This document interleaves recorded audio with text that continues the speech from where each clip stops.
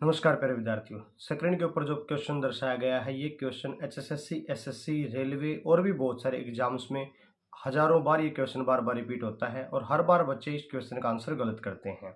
तो प्रश्न ये है कि what is the SI unit of force.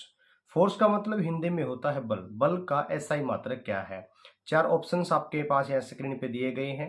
पहला ऑप्शन है न्यूटन, दूसरा ऑप्शन है डाइन, तीसरा ऑप्शन है किलोग्राम मीटर पर सेकंड स्क्वायर और तीसरा ऑप्शन है बच्चे आपके पास ऑल ऑफ द अबोव। अब अगर हम बल के मात्रक के बारे में बात करते हैं तो चारों के चारों ऑप्शन हमारे पास सही हैं, क्योंकि बल का जो मात्रक है, फोर्स की जो यूनिट है वो न्यूटन भी होती है, वो सीजीएस भी होती है। और क्योंकि फोर्स का फॉर्मूला मास इनटू एक्सेलरेशन होता है, तो इस हिसाब से किलोग्राम मीटर पर सेकंड स्क्वायर भी सही है।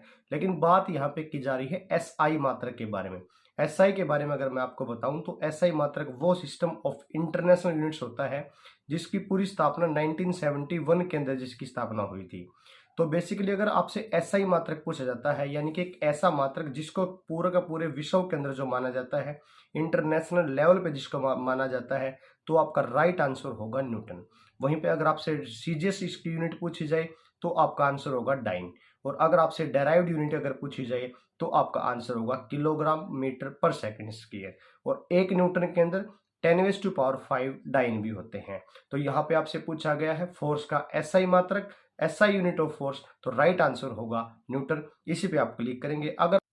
अगर आपसे केवल यही प्रश्न पूछा जाए इनमें से कौन सा फोर्स का मात्रक है, तब सारे ही ऑप्शन आपके सही होंगे। आप इनमें से किसी भी ऑप्शन को चूज कर सकते हैं। Thank you students, thank you very much. इसी प्रकार की जानकारी के साथ हमारे साथ लगातार बने रहिए। Thank you very much.